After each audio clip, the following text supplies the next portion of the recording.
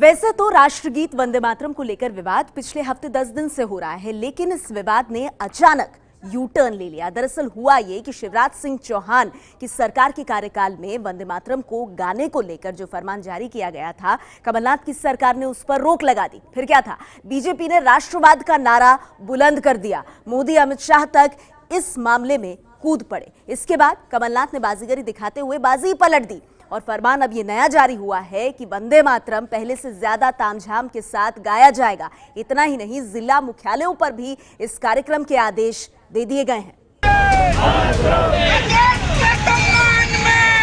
वंदे मातरम पर बवाल बढ़ा तो कमलनाथ ने इस पर अपनी बाजीगरी दिखा दी।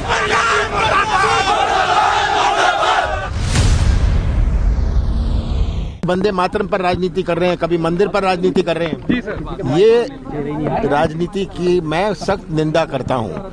वंदे मातरम का मैं एक नया रूप दूंगा जी, और वो आज कल में घोषित करूंगा। वंदे मातरम। कमलनाथ वंदे मातरम के जिस नए रूप और रंग की चर्चा कर रहे हैं, उसका खाका एमपी के गृह मंत्री ने वंदे मातरम का उद्घोष करते हुए कर दिया। जल्दबाजी में भाजपा और उनके राष्ट्रीय अध्यक्ष अमित शाह जी और पूर्व मुख्यमंत्री शिवराज सिंह जी लगे हैं, वो इसकी केवल रस्म अदायगी करते थे। हमारा स्वरूप देख लिया आपने कि किस तरह से वंदे मातरम होगा, बैंड बाजों के साथ में होगा, और अधिकतम लोग इससे कैसे प्रदेशवासी जो जुड़े। तो ये उनकी बात का करारा जवाब है माननीय मुख्यमंत्री जी का, और इससे सबक लेना चाहिए और कहीं और भविष्य में इस तरह की जल्दबाजी बयानबाजी में भाजपा न करे। वंदे मातरम। एमपी के सचिवालय में हर महीने के पहले कार्य दिवस पर वंदे मातरम गाने की परंपरा थी। 2005 में तत्कालीन सीएम बाबूलाल गौर ने शुरू की थी। पिछले 13 सालों से यह परंपरा चली आ रही थी,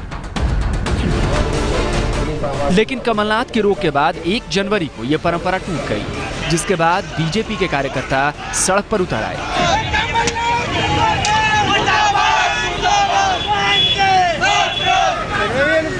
कार्यकर्ताओं ने जुलूस निकालकर सीएम कमलनाथ का पुतला फूंका और जमकर नारेबाजी की। खुद बीजेपी अध्यक्ष अमित शाह ने मोर्चा संभाला और निशाने पर राहुल गांधी को लिया। फेसबुक पोस्ट में अमित शाह ने लिखा, मध्य प्रदेश की कांग्रेस सरकार द्वारा राष्ट्रीय गीत वंदे मातरम पर प्रतिबंध लगाना अत्यंत दुर्भाग्यपूर्ण एवं शर्मनाक है। मैं कांग्रेस के राष्ट्रीय अध्यक्ष राहुल गांधी से पूछना चाहता हूं कि वंदे मातरम का यह अपमान क्या उनका निर्णय है? मध्य प्रदेश सरकार के इस दुर्भाग्यपूर्ण निर्णय पर राहुल गांधी को देश की जनता के सामने अपना पक्ष स्पष्ट करना चाहिए। शाह ने राहुल पर वार किया तो वार को और धारदार करने के लिए पूर्व सीएम शिवराज सिंह आज सामने आ गए कि ये केवल गीत बंद नहीं हुआ, ये राष्ट्रभक्ति का अपमान है। आपको कोई बदलाव करना है तो चालू रखते हुए 1 तारीख को ऐसा करते, अगली बार से ऐसा करेंगे, स्वरूप बदल सकते थे। अब जनता का विरोध देख के इधर उधर की बात करने का प्रयास कर रहे हैं। ये कांग्रेस पता नहीं किस दिशा में जा रही है। और हम तो सवाल पूछना चाहते हैं कमलनाथ जी से कि बंद किया तो क्यों किया? खुद ने किया या राहुल जी के कहने से किया? बीजेपी ने वंदे मातरम पर खुली जंग का ऐलान कर दिया तो कांग्रेस को लगा कि मामला देशभक्ति का है और कहीं ये बैकफायर न कर जाए, लिहाजा फौरन कांग्रेस ने भी बैटिंग तेज कर दी। बीजेपी पूरी तरह से दिवालिया है। बीजेपी अपनी हार को अभी भी पचा नहीं पा रही है और सब कुछ अच्छा चल रहा है तो ये इतने विचलित हैं कि नॉन इशू को इशू बनाने की कोशिश कर रहे हैं। ये वंदे मातरम का पाठ हमें पढ़ाएंगे, जो अंग्रेजों का साथ देते थे, उनकी मुखबरी उनके लिए करते थे। कांग्रेस को यह पता है कि राष्ट्रभक्ति की भावना को बीजेपी भुना ले जाएगी। यही वजह है कि फौरन डैमेज कंट्रोल करते हुए कमलनाथ ने बाजीगरी दिखा दी और एमपी सरकार ने राष्ट्रभक्ति दिखाने के लिए नया खाका पेश कर दिया। हालांकि सब होने के बाद भी मोदी ने पंजाब की रैली में शाम को कांग्रेस पर हमला बोला और सतर्क रहने की सलाह दी। जिनका इतिहास सिर्फ एक परिवार के जयगान का रहा हो और जो आज भी वंदे मातरम और भारत माता की जय का विरोध कर रहे हो, रोक लगा रहे हो, उन लोगों से पंजाब समेत पूरे देश को सतर्क रहने की जरूरत है।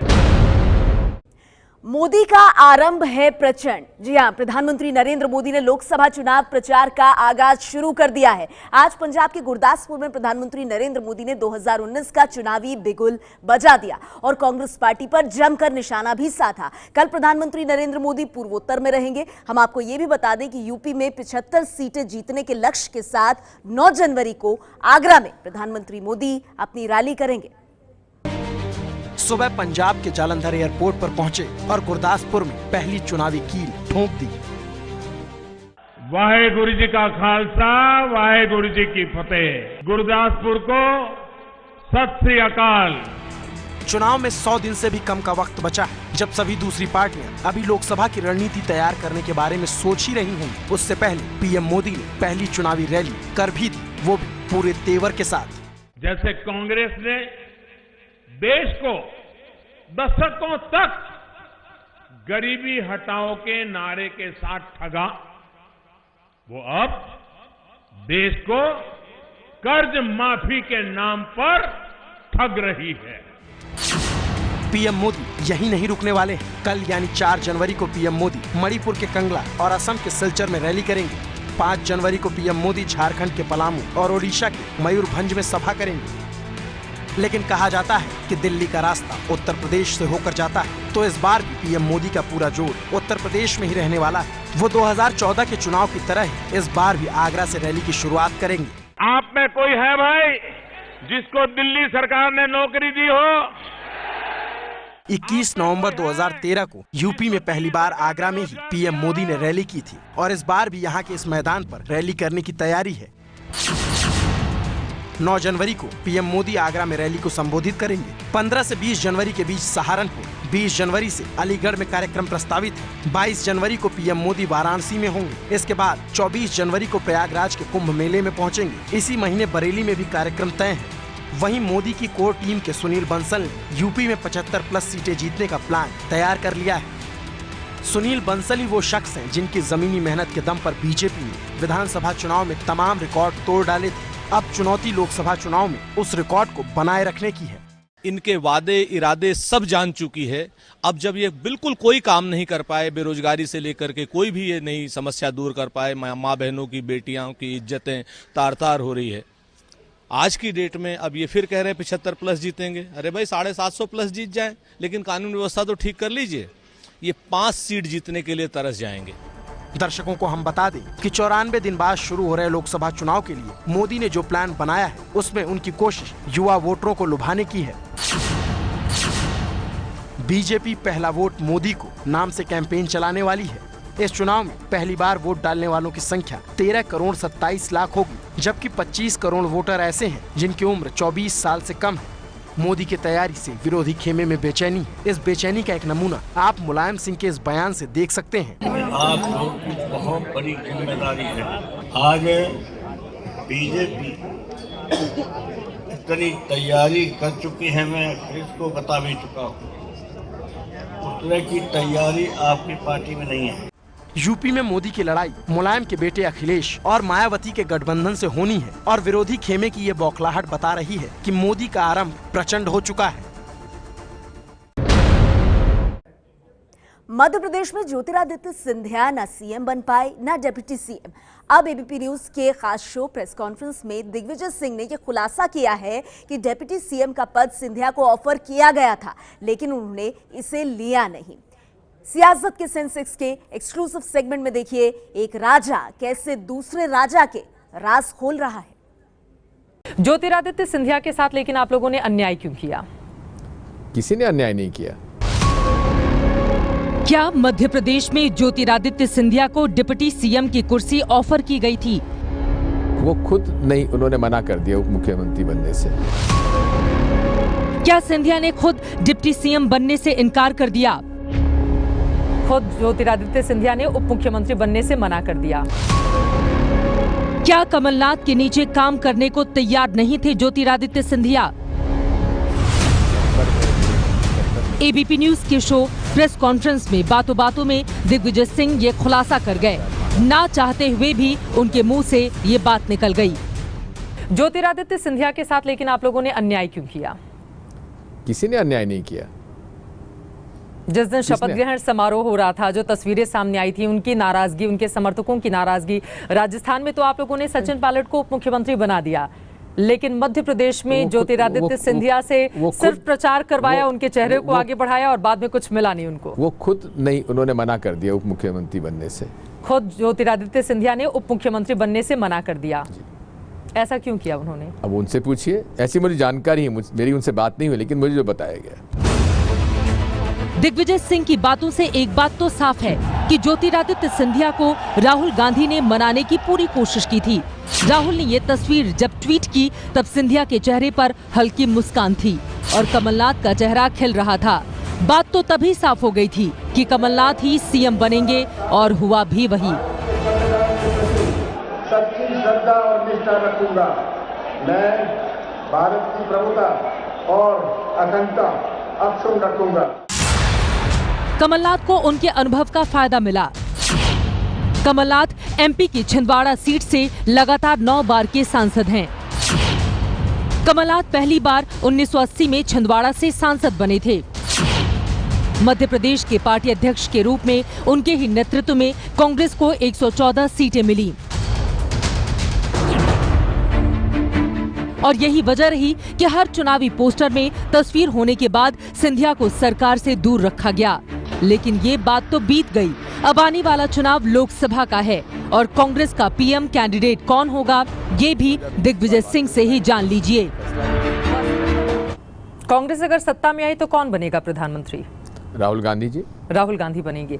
कांग्रेस क्या आज के दौर में अकेले अपने बलबूते सत्ता में आ सकती है? मौजूदा हालात तो देखकर नहीं लगता सर। ये अपने अनुभव और आंकलन के आधार पर आप कह रही होंगी, लेकिन ऐसा नहीं है। जनता कब क्या करेगी ये जनता ही केवल जानती है। आप लोग खुलकर बोलते नहीं हैं कि नहीं राहुल गांधी को ही प्रधानमंत्री बनवाना है, चाहे कोई साथ आए चाहे कोई साथ रहे या ना रहे। और आप कितनी खुल के बात करना चाहती हैं? मैं तो खुल के बात कह रहा हूं कि राहुल गांधी ही हमारे प्रधानमंत्री की उम्मीदवार हैं। Digvijaya Singh film Accidental Prime Minister पर भी बोले। एक्सीडेंटल प्राइम मिनिस्टर, इस फिल्म को लेकर कांग्रेस को क्यों डर लग रहा है? कोई डर नहीं है डर? बिल्कुल डर आपके कार्यकर्ता सवाल खड़े कर रहे हैं। कार्यकर्ता पार्टी ने नहीं सवाल नहीं खड़े। मतलब राहुल गांधी जी को प्रधानमंत्री बनाने की मांग उठी थी, लेकिन डॉक्टर मनमोहन सिंह इस्तीफे को लेकर सोनिया गांधी के पास नहीं गए थे। आप खंडन कर रहे हैं। अगर बनना चाहते तो कोई रोक सकता था? वो बनना ही नहीं चाहते थे। रही बात यूपी में गठबंधन की, तो दिग्विजय सिंह ने दो टूक कह दिया कि कांग्रेस पहले भी अकेले चुनाव लड़ चुकी है। रामगोपाल यादव की ओर से बयान आए हैं। उन्होंने कहा है कि मायावती और अखिलेश यादव में बहुत जल्द महागठबंधन हो जाएगा उत्तर प्रदेश में। मुझे भी लगता है जल्दी हो जाएगा। कांग्रेस इसमें कहा है? उन्होंने कांग्रेस का नाम भी नहीं लिया। ये तो उत्तर प्रदेश की कांग्रेस तय करेगी और राष्ट्रीय अध्यक्ष तय करेंगे। क्या कांग्रेस पार्टी अकेले जा सकती है चुनाव में बिना अखिलेश और मायावती के? उत्तर प्रदेश में खासतौर से पहले भी गई है, 2009 में भी गई है, 2014 में भी गई है। लेकिन उसका हश्र क्या हुआ था 14 में? 2009 में हमें अच्छी सीटें मिली थी, 22 सीटें मिल गई थी। आपको ये जानना चाहिए कि 2004 के चुनाव में यूपी से कांग्रेस को 9 सीटें मिली थीं। 2009 में अकेले चुनाव लड़कर कांग्रेस ने यूपी में 21 सीटें जीती थीं। लेकिन 2014 में मोदी लहर के आगे सिर्फ 2 सीटों पर ही जीत मिली। लेकिन दिग्विजय सिंह के बयान से एक बात तो साफ है कि कांग्रेस महागठबंधन में जगह न मिलने पर अकेले ही चुनाव लड़ने के लिए भी तैयार है।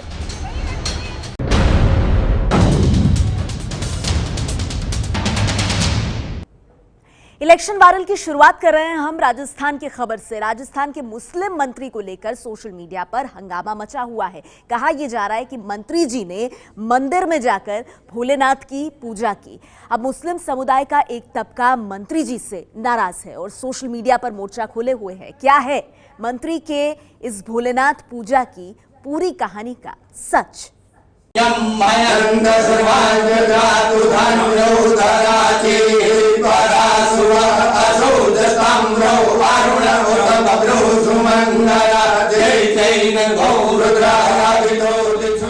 तस्वीरों में सब कुछ सामान्य नजर आ रहा है। सफेद कुर्ता पैजामा पहने और सिर पर लाल टोपी रखे एक व्यक्ति पूजा कर रहा है। नमः नमन्दिर्षियो देवा नरा नमन्ति देवेशि शिकाराय नमो नमः वामे शक्तिधरं देवं शिकाराय नमो नमः शिवम्। सामने बैठे पंडित जी मंत्रोच्चार कर रहे हैं। नमः शिवाय शिवतराय ओम भूम ओम द्वार्यं नमः रुद्रमन्यव उदौदैवै नमः भावभ्यां उदरै नमः। पूजा पाठ की तस्वीरें भले ही सामान्य दिख रही हों, लेकिन इसी तस्वीर को लेकर सोशल मीडिया पर संग्राम शुरू हो गया है।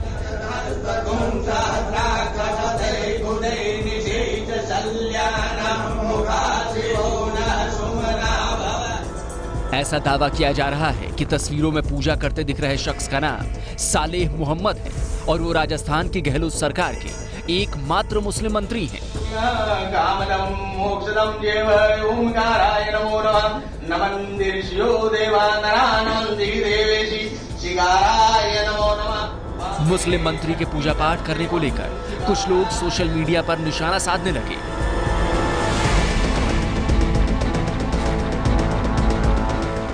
राशिद शम्स नाम के यूजर ने लिखा, राजस्थान में मुस्लिम मंत्री सालेह मोहम्मद ने मंदिर में की पूजा। ऐसे ही जमीर फरोश लोगों की वजह से पूरी मुस्लिम कौम बदनाम होती है।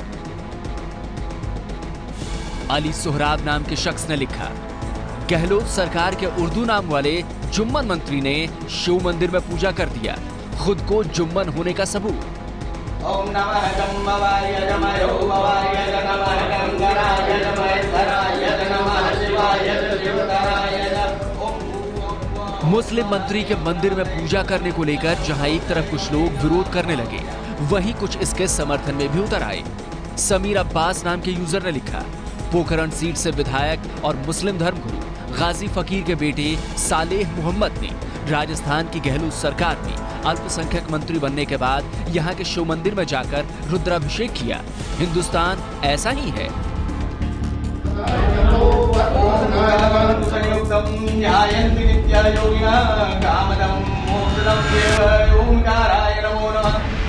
मुस्लिम मंत्री के मंदिर जाने को लेकर सोशल मीडिया पर विवाद खड़ा हो गया, लेकिन सवाल यही उठता है कि क्या सच में जैसा दावा किया जा रहा है वैसा हुआ है?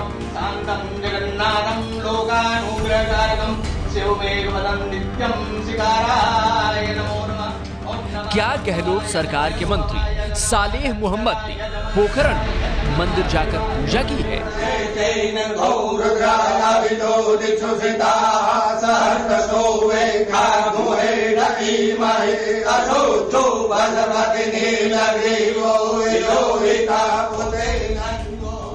हमने पड़ताल शुरू की तो पता चला मंत्री बनाए जाने के बाद सालेह मोहम्मद पहली बार अपने जिले जैसलमेर पहुंचे थे, जहां उन्होंने शिव मंदिर में रुद्राभिषेक किया।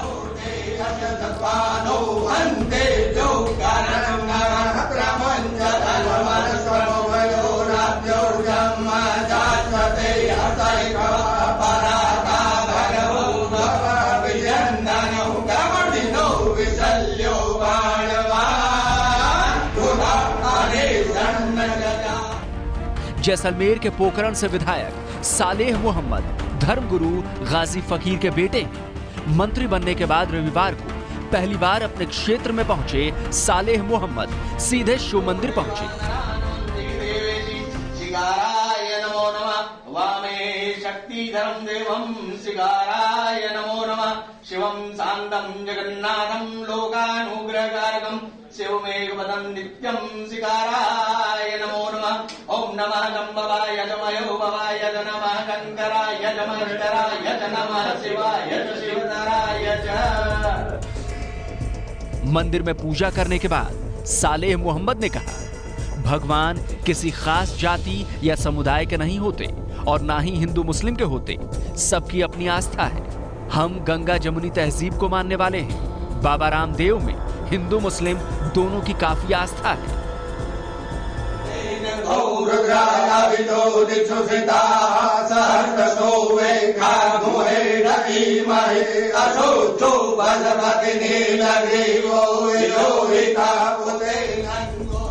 मंदिर के पुजारी ने भी बताया कि ये पहली बार नहीं है। सालेह मोहम्मद पहले भी कई बार यहाँ पूजा पाठ कर चुके हैं। गहलोत सरकार के एकमात्र मुस्लिम मंत्री सालेह मोहम्मद ने करीब आधे घंटे तक शहद और दूध से शिवलिंग का अभिषेक किया।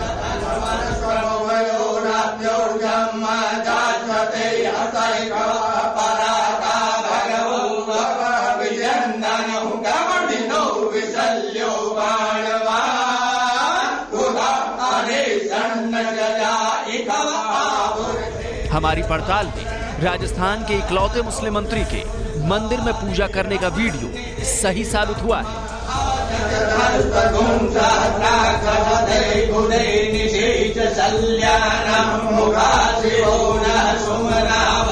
क्या राजस्थान की किताबों में अब अकबर महान की पढ़ाई कराई जाएगी?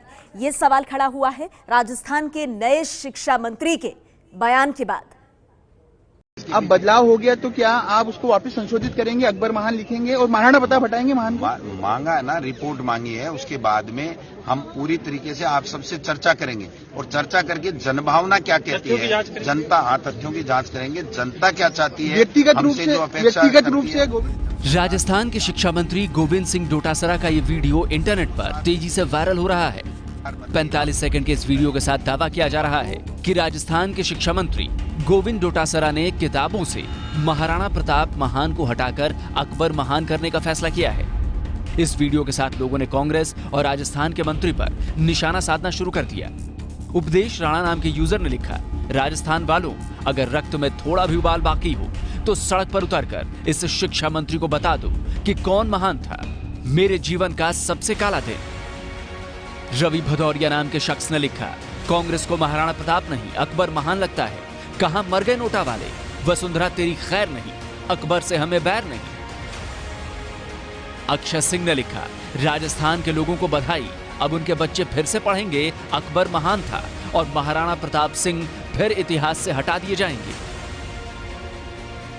राजस्थान में कांग्रेस की सरकार बनते ही शुरू हुए इस विवाद के बीच सवाल उठता है कि क्या सच में कांग्रेस सरकार महाराणा प्रताप को हटाकर अकबर महान पढ़ाना चाहती है? वायरल वीडियो में अकबर और महाराणा प्रताप को लेकर राजस्थान के शिक्षा मंत्री से उनकी व्यक्तिगत राय भी पूछी गई। अब बदलाव हो गया तो क्या आप उसको वापस संशोधित करेंगे, अकबर महान लिखेंगे और महाराणा प्रताप हटाएंगे? महान मांगा है ना, रिपोर्ट मांगी है, उसके बाद में हम पूरी तरीके से आप सबसे चर्चा करेंगे और चर्चा करके जनभावना क्या कहती है, जनता तथ्यों की जांच करेंगे, जनता क्या चाहती है। व्यक्तिगत रूप से गोविंद डोटासरा जी को क्या लगता है कि महाराणा प्रताप महान है या नहीं? अब व्यक्तिगत नहीं कह सकता मैं, व्यक्तिगत बात जब सरकार बन गई, आपने बड़ी जिम्मेदारी दे दी, तो अब तो सबको साथ लेते हुए सबके बारे में सोच करके जो प्रदेश के हित में होगा, जो प्रदेश की जनता चाहती है, जो प्रदेश का युवा महिलाएं चाहती हैं, सभी वर्ग जो चाहते हैं, वो निर्णय। वायरल वीडियो में समीक्षा की बात साफ थी, लेकिन महाराणा प्रताप को हटाकर अकबर को जोड़ने के दावे की पुष्टि नहीं हो पाई। हमने पड़ताल आगे बढ़ाई तो पता चला सरकार ने सिलेबस की समीक्षा के आदेश दिए हैं। वसुंधरा सरकार में किए गए बदलाव पर रिपोर्ट मांगी है। गांधी नेहरू को कोर्स में शामिल करने का फैसला हुआ है। सूर्य नमस्कार की अनिवार्यता पर विचार संभव है। भगवा साइकिल का रंग भी बदलने का फैसला हुआ है। मई 2016 में वसुंधरा सरकार ने 8वीं क्लास के पाठ्यक्रम से पूर्व पीएम नेहरू का चैप्टर हटा दिया था, जिसे फिर से बहाल किया जाएगा। अशोक गहलोत और सचिन पायलट ने तब वसुंधरा सरकार को घेरा था और अब राजस्थान में सत्ता मिलने के बाद उन बदलावों की समीक्षा की जा रही है। हमारी पड़ताल में सिलेबस में बदलाव की बात सही साबित हुई है, लेकिन महाराणा प्रताप को हटाकर मुगल शासक अकबर को महान बताने वाले चैप्टर को शामिल करने की पूरी तरह पुष्टि नहीं हुई है। अब मध्य प्रदेश चलते हैं। यहां पर मंत्री जी का एक वीडियो वायरल हो रहा है, जिसमें वो अधिकारियों को लात मारने की बात कर रहे हैं। क्या है इस वीडियो का सच? क्या वाकई मध्य प्रदेश में कांग्रेस के नेताओं पर सत्ता का नशा चढ़ गया है?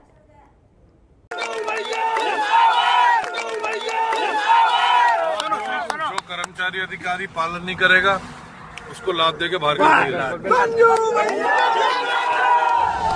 सोशल मीडिया पर तेजी से वायरल हो रहे 13 सेकंड के इस वीडियो के साथ दावा किया जा रहा है कि इसमें अधिकारियों को लात मारकर बाहर करने की धमकी देते हुए शख्स मध्य प्रदेश के मंत्री महेंद्र सिंह सिसोदिया और संजू भैया हैं।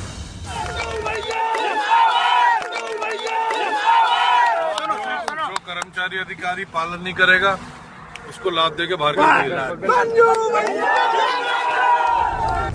अधिकारियों को लात मारने की धमकी को लेकर सोशल मीडिया पर महेंद्र सिंह सिसोदिया लोगों के निशाने पर आ गए। जो कर्मचारी अधिकारी पालन नहीं करेगा उसको लात दे के बाहर कर दिया। रंगलाल ढांगर ने लिखा, कामचोर कर्मचारियों को लात मारकर बाहर निकाला जाएगा। महेंद्र सिंह सिसोदिया का बड़बोला पर लात मार मंत्री। गौरव रणदीप ने लिखा, अफसरों को लात मार के भगा देंगे, खाद मांगा तो लाठियों से मारेंगे, वंदे मातरम नहीं गाएंगे। कांग्रेस के संस्कार और नियत श्रम मंत्री महेंद्र सिंह सिसोदिया जी की जुबान से बाहर आते हुए सत्ता में आकर कहां बोले जाते हैं नीके बो, यही तो हैं कांग्रेसी तमीज के बिगड़े बो। जो कर्मचारी अधिकारी पालन नहीं करेगा उसको लात दे के बाहर कर दिया। उसको लात दे के बाहर कर दिया। हमने पड़ताल शुरू की तो पता चला कि गुना जिले की बमोरी सीट से विधायक महेंद्र सिंह सिसोदिया उर्फ संजू भैया कमलनाथ सरकार में श्रम मंत्री बनाए गए हैं। सोमवार को हिनौतिया गांव पहुंचे महेंद्र सिंह सिसोदिया का स्वागत किया गया। वहीं समर्थकों से बात करते हुए उन्होंने कहा कि मैं नहीं, एक एक कार्यकर्ता मंत्री है। कार्यकर्ता किसी भी अधिकारी को फोन करके काम करवा सकता है। अगर काम नहीं हुआ तो उस अधिकारी को लात मारकर बाहर कर देंगे। जो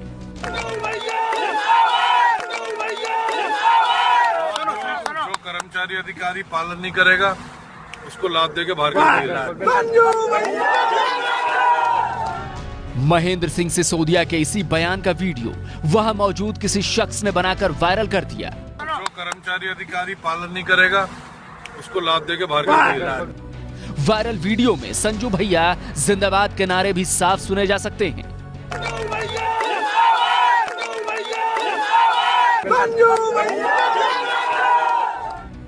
हमारी पड़ताल में मध्य प्रदेश के मंत्री का अधिकारियों को लात मारने की धमकी का वीडियो सही साबित हुआ है।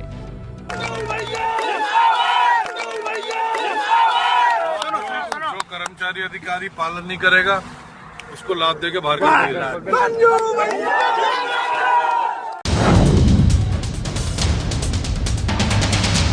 ये है एबीपी न्यूज़, आपको रखे आगे।